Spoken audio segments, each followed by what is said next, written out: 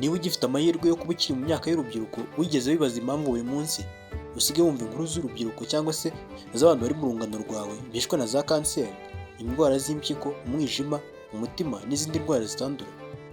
Nta gushidikanya ko nawe ibi bisigaye bigutungura niba warakuze ubwirwa ko indwara zitandura zibasira abakuze gusa. Imibare y'ikigo cy'igihugu gishinzwe ubuzima RBC yo muri mwaka wa 2021 igaragaza ko mu Rwanda abantu bafite ibibazo by'umuvuduko ukabije w'amaraso bageraga ku kigero cya 15%, mu gihe diyabete bo bageraga kuri 3%, ndetse nibura buri mwaka abantu 5,000 basanganwaga kanseri. Inzego z'ubuzima zemeza ko iyi mibare y'aba bantu barwaye igaragaramo n'abakiri bato, by'umwihariko abari mu cyiciro cy'urubyiruko. Icyegeranyo cyakorewe ku bantu bari hagati y'imyaka 15 na 65 hagati y'umwaka w'2011 n'2012 cyerekanye ko abantu 16% baba bafite umuvuduko mwinshi w'amaraso, baba babizi cyangwa se batabizi. Ese byagenze bite ngo abari bazwiho kugira ubuzima buzira umuze aribo urubyiruko bari bageze aha ngaha? Hari ibintu byinshi bibitera. Ese mayoneze n'amafiriti babasha kubireka koko? Uretse impumuro n'icyanga biranga agafiriti gaherekejwe na mayoneze, hari ikindi ujya utekereza kuri ibi biryo wihebeye? Nubwo ushobora kuba utabitekerezaho cyangwa se ngo wibaze ingaruka imirire nk'iyi ishobora kugira ku buzima bwawe, umuyobozi ushinzwe ubuzima mu bitaro byitiriwe Umwami Faisal, Dr Sendege Augustin, yagaragaje ko izi ndyo ziri mu bikomeje kureka ubuzima bw'urubyiruko. Ati kera ibiryo bya kinyarwanda uko twaryaga wasangaga ibyinshi ari imboga, ariko ubu ngubu ni amasukari menshi n'amavuta menshi n'imboga nke. Dufate urugero nk'umwana muto wiga mu mashuri abanza, usanga ubyuka mu gitondo mbere yo kujya ku ishuri akanywa icyayi n'umugati, yagera ku ishuri akicara akiga kugeza atashye, ubundi akajya kongera kureba televiziyo no kongera kurya ibindi biryo.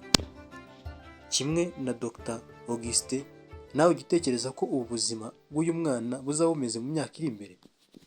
Dr Augustin avuga ko nyuma y'imyaka mike ibintu uyu mwana arya umubiri we utabikeneye bizamuviramo kubyibuha no kwiyongera kw'ibinure mu mubiri we, ugasanga urwagashya rugize ikibazo kubera isukari nyinshi n'ibindi bice by'umubiri bikiyongera kubera ibinure byinshi umubiri uba utarimo gukoresha, bikaba byaziba imiyoboro y'amaraso ndetse n'ibindi bibazo bitandukanye mu mubiri.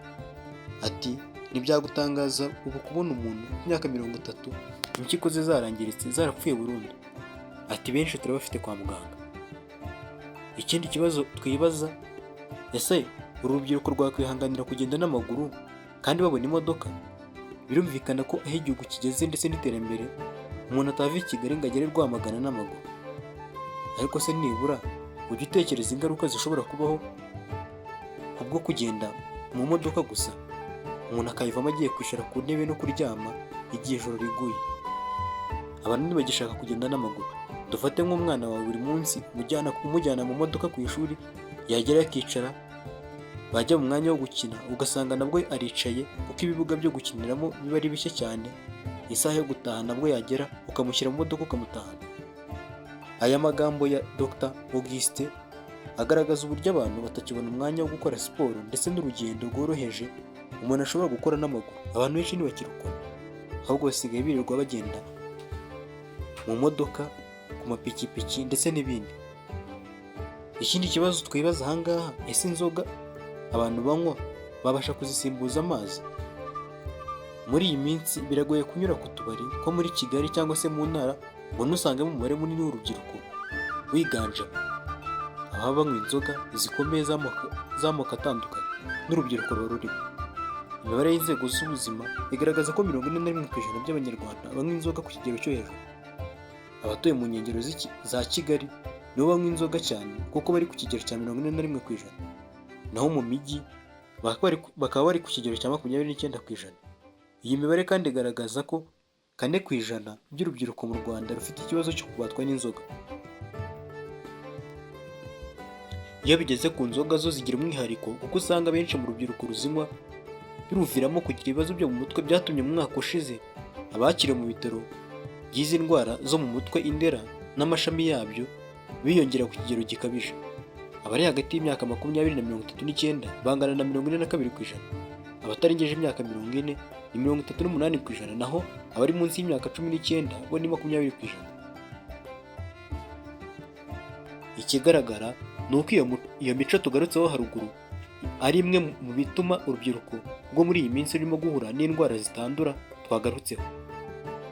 Urubyiruko rero ni rwo rubwirwa, baragirwa inama yo kugabanya ibyo byose twagarutse muri kino kiganiro, kuko bitabaye ibyo nabo bazajya bapfa bakiri batoya.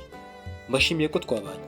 Niba utarakora subscribe n'ugenda utayikoze, ukande like, usige comment, ukore na share nyinshi cyane, tujye tubana buri munsi mu bindi biganiro byiza. Njye nitwa Charles Gahigana. Hasta la vista.